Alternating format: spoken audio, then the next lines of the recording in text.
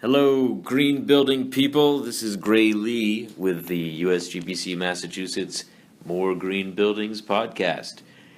We're here today to talk about 2016. How was 2016, Celis? What did you think? Great. 2016 was a big year. The chapter supports Now Well. We support Living Building Challenge, which I feel like we've always supported net zero design and also health within the built environment. But to really incorporate these two institutions was a big step with our development deliverables for the Massachusetts market.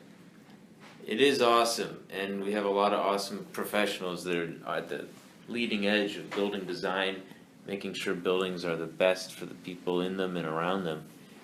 I was just thinking about other things we were working on in 2016. We had a great annual meeting last year at 50 Milk Street, our headquarters, and I think we had over 100 people in that tight little kitchen area with some seriously good food, and we recognized a few awesome volunteers and handed out a few prizes. Yeah, that's awesome. I mean, there's a lot of people listening, to this podcast right now. We're all dialed in, trying to figure out what they can do within their personal practice, but also, just as sustainability, environmentalists.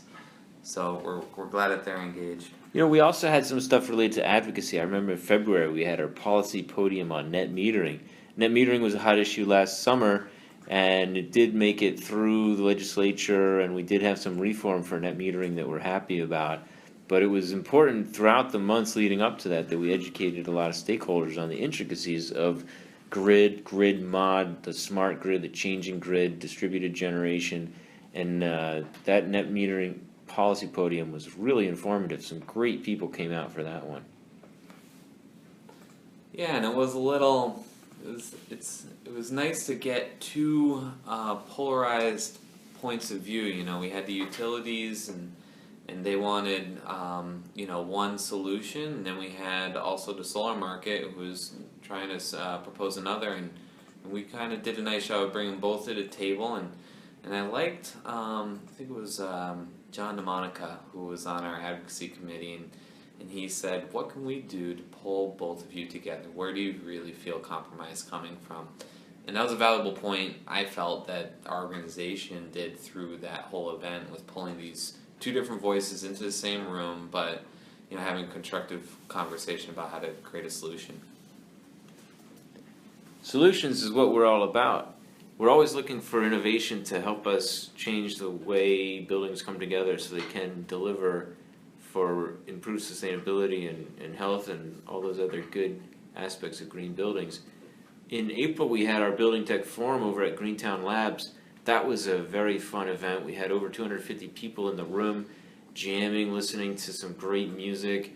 We had some really good presentations from Kurt Roth at Fraunhofer Institute and also Ben Myers from Boston Properties, sharing his insight as a developer into how new technology is enabling improved performance in their buildings, which lead to happy tenants and better returns for Boston Properties. And that was nice just to bring everyone together. We had a really nice showing of developers and building owners at that tech forum, and they were able to connect with the manufacturers of cutting-edge services and products, with a focus also on startups and Massachusetts-based companies. We tried in connecting them, with the designers and building owners that are really looking for these products. That was quite exciting. Looking forward to our upcoming Building Tech Forum. But yes, the one in 2016 was a success. Definite success. And we do like getting people to come together for good reasons. We also do things that aren't like networking events and a little more roll up your sleeves. We had a great Charles River cleanup. I think that was also in April, or maybe it was in May. But that was great. The emerging professionals group with us organized that. They had a bunch of people come out, part of like many hundreds of people that were on that cleanup day. We had a great team come together. Yeah, that was awesome, and also it was awesome. We did a youth build cleanup rather recently. I think it was in November, and that was led by the Residential Green Building Committee. It was really nice to both impart skills from our committee on the participants within the youth build program, also to learn a little bit about what homes in Boston need in terms of weatherization. Yeah, that weatherization program was great, and it was very interesting. I mean, I was out there. I was in, I think it was technically Mattapan, but it was sort of on the border with Dorchester. That was a really good experience for me and a bunch of the other chapter volunteers that went out for that. And some of those designs are in need of improvement, which is why that weatherization program is great. But we're trying to really push excellence in design.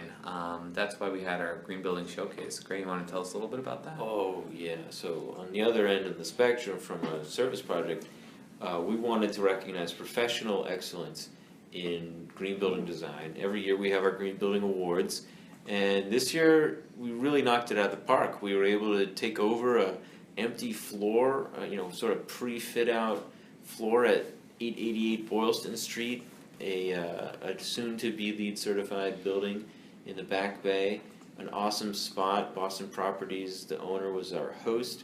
We had some great remarks from Brian Koop, the EVP for New England region, for Boston region of Boston Properties, and also from Austin Blackman, the Chief of Energy, Environment, and Open Space for the City of Boston.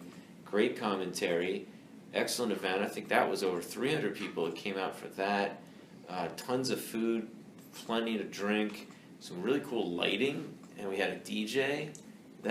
People were really wowed by that party. Yeah. No, it was great, and I really appreciated having our awards able to highlight excellence within our community. And this past year, we decided to give specific awards out to certain elements of design, so beauty or resilience, energy efficiency.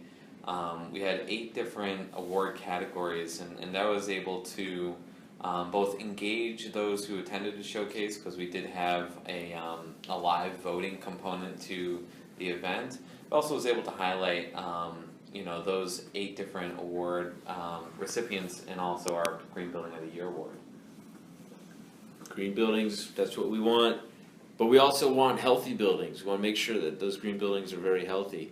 We had our Healthy Materials Summit a month later in October at, that was at Google. Yeah, that was at Google in Cambridge.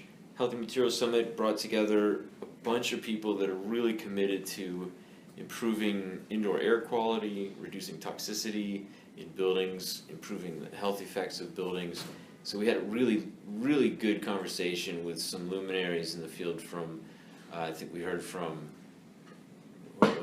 Forbo and BASF, and then some of our local practitioners doing some consulting work, like Barbara Batchelom, and Blake Jackson was the MC for the day. He's a lead faculty and well faculty locally here. Some really good people. Also some folks that were showing off some healthy materials, like some real physical healthy materials. That was cool to see right there at Google, so everyone could kind of pick things up and check things out. And we were also really lucky to partner with ILFI, and we had Greg Norris, who's their chief scientist, who also part-time as a professor at Harvard. And he was able to do his Healthy Materials Summit and his hand printing workshop. And we were really proud to be supporting that Living Futures curriculum in the Boston community. Really look forward to that taking hold in the year ahead. We want to see some of those projects in our Green Building Showcase. Yeah, because there are a bunch of living buildings around here. In New England, actually, is a hotbed for living building production.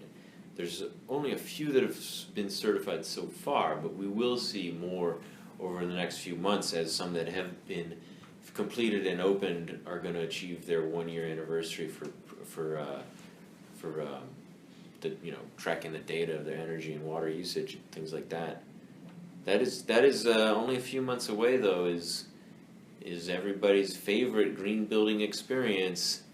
Greenbuild is coming to Boston 2017, November 8th through the 10th. That's really exciting. We've got our host committee all figured out.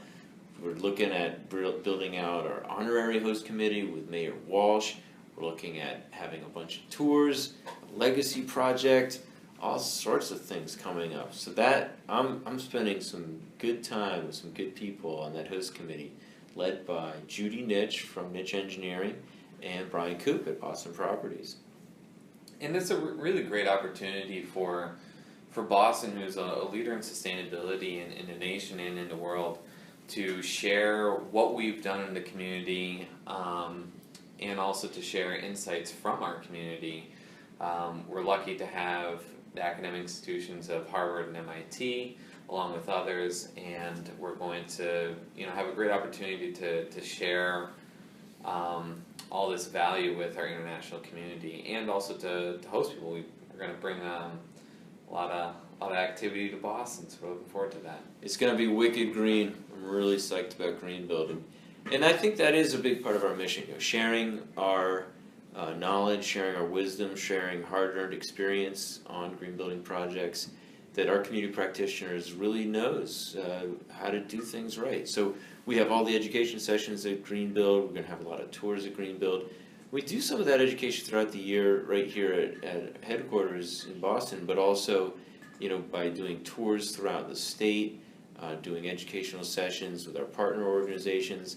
We teamed up with Boston Society of Architects for the ABX conference and did a bunch of educational sessions through that event. We'll be doing that with Med Ed that's in April, I believe. Yep. So that's going to be exciting to have more ways for our professionals to share some of their insight into the building process. And before you know it, we'll be back with all those sessions on our calendar for 2017. So we hope to see you all soon at one of our upcoming programs, and especially at our annual meeting on January 26th. So hopefully you'll all have a good time thinking about what we've done in 2016, and you'll be able to look forward to 2017 with all these things on our calendar: the Road to Green Build, all sorts of education and service projects, and of course to continue with our advocacy for more green buildings in Massachusetts. Thanks everybody. Any final thoughts, Celis? Just really excited for 2017. I think it's going to be a great year for all of our wicked green community. You said it. So we'll see you soon, everybody. Come on out to annual meeting on January 26th in Boston. Thanks again for listening. We'll be in touch, and we'll share more about more green buildings in upcoming podcasts for you. Thanks again.